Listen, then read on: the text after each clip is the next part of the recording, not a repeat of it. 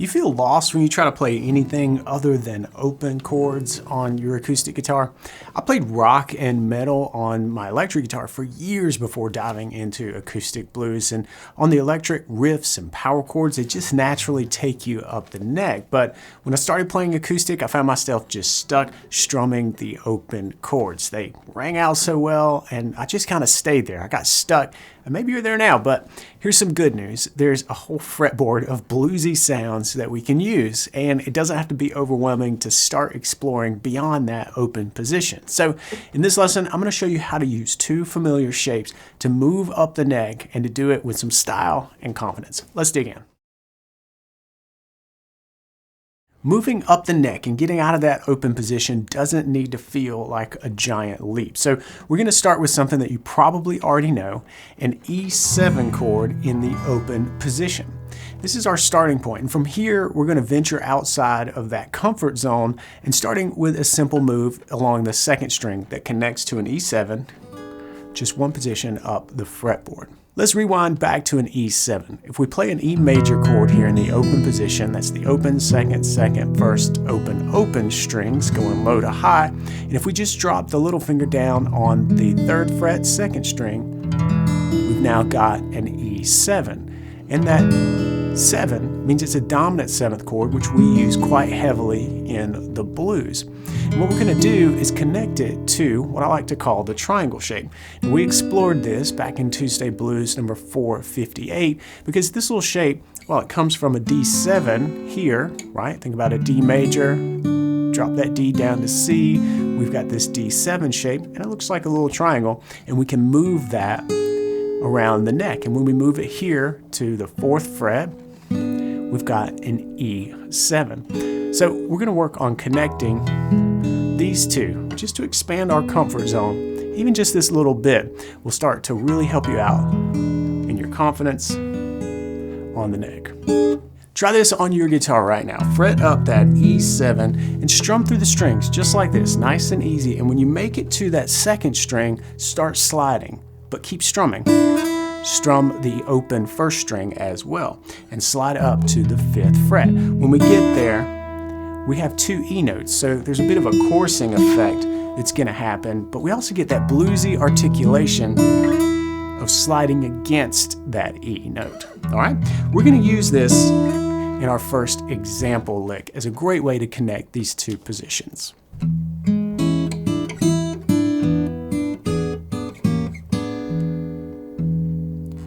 I'm keeping the bass going with my thumb. I've got a palm mute happening, and I'm just playing the 6th string open for each beat. 1, 2, 3, 4. And I'm starting with this E major position in mind, but really I start out just playing the top 2 strings, and I tuck my little finger up underneath my ring finger to play the 2nd fret as I kind of expand into the E7 by playing that D with the little finger. But that sets me up for the slide up to the 5th fret. Notice how my other fingers just kind of release the fretboard as I slide, and then my index finger is well positioned here to play the D note on the 3rd fret of the 2nd string, which sets me up nicely for my triangle shape.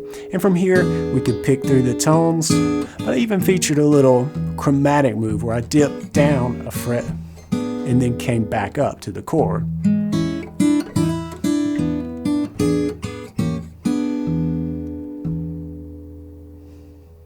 All right, cool. Now we're connecting some positions really smoothly without jumping around or sounding abrupt. And that's really just the first pathway. It's an easy way to connect the two E7 shapes on the fretboard. But there's another way that we can connect these same two shapes that I love to do. I use it all the time in my jams and even my lessons.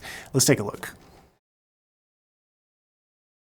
We're still moving from the open E7 up to our triangle shape, but this time we're going to do that along the 3rd string. Using the 3rd string to connect our open position E7 to the triangle shape E7, we're going to travel along the 3rd string from the G sharp up to the B. That's the 1st fret to the 4th fret.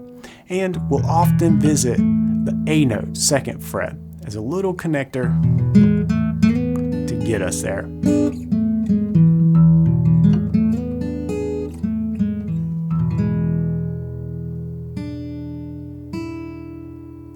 Using that A note is kind of a stepping stone from the open E7 up to our triangle shape can really help us articulate this transition in a very bluesy way. There's a lot that we can do with this, so let's have a look at an example.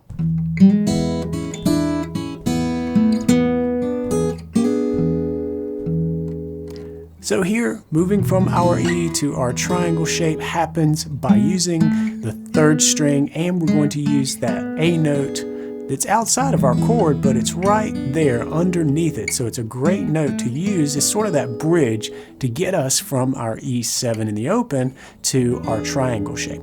Let's look at how that was happening. Now here, I did a little hammer on from the open third string up to the G sharp. That's at the first fret. And then kind of played around with those same two notes, the C sharp and then the D on the top two strings. All within my open position here, but then use that A to step up to my E7 here with the triangle shape. Right there, I visit that A, you hear it, and then I switch up to the B, but it sounds really connected because we've got this forward momentum here from the G sharp to the A up to the B as we head into our triangle shape.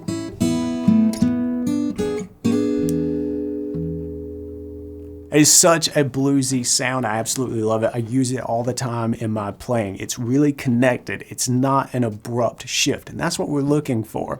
And now we've got two ways to do that, to make that connection, but we need some practice moving fluidly between the two. Now let's combine the second and third string pathways into something that flows really naturally between the two positions. I call this the out and back approach because we're going to move out of our comfort zone, up into the next position, and then back using these pathways.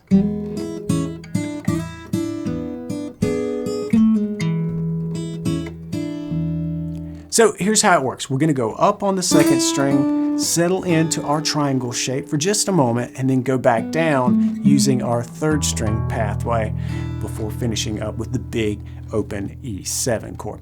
Let's take a look at the example.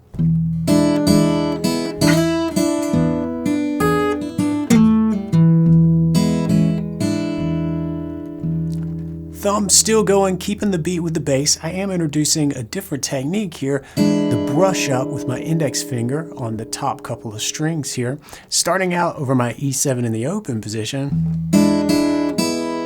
E7, and then lifting off momentarily just to play the open top two strings before sliding up, right? Just a little moment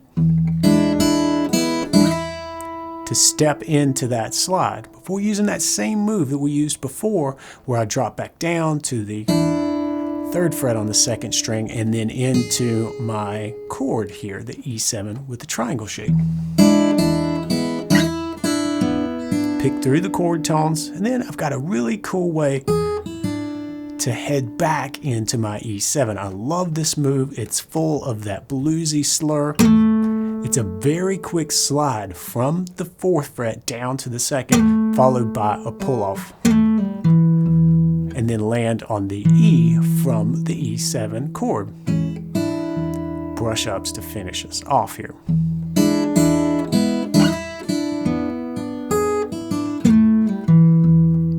Love that slide.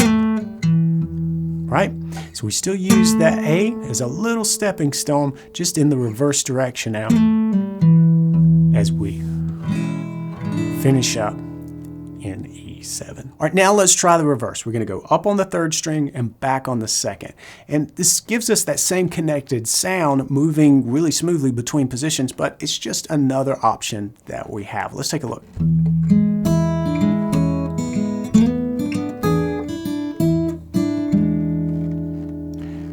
Here, as I moved up from the E7 open position to my E7 triangle shape, I used the third string, and I did kind of use the A note as that stepping stone, but you really didn't hear it. I just used that second fret, third string, as my starting point for a quick slide up to the B.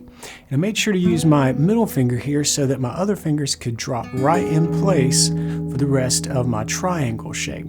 And then I used my little finger on the 5th fret of the 2nd string, the E, to drop down as I came back to my open E7 position.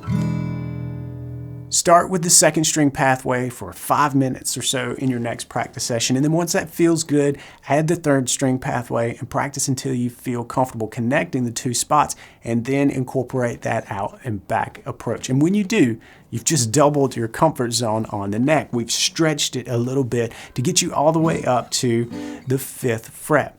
Nice. After you get the hang of connecting the shapes, change things up once you arrive at the new position. This isn't a patternistic type lesson. This isn't something that's set in stone. I want to give you the tools that will help you create licks and phrases of your very own and get you comfortable just playing around in new spots on the neck. So practice this out and back approach, and pretty soon these positions are going to connect naturally. Here's something that I came up with.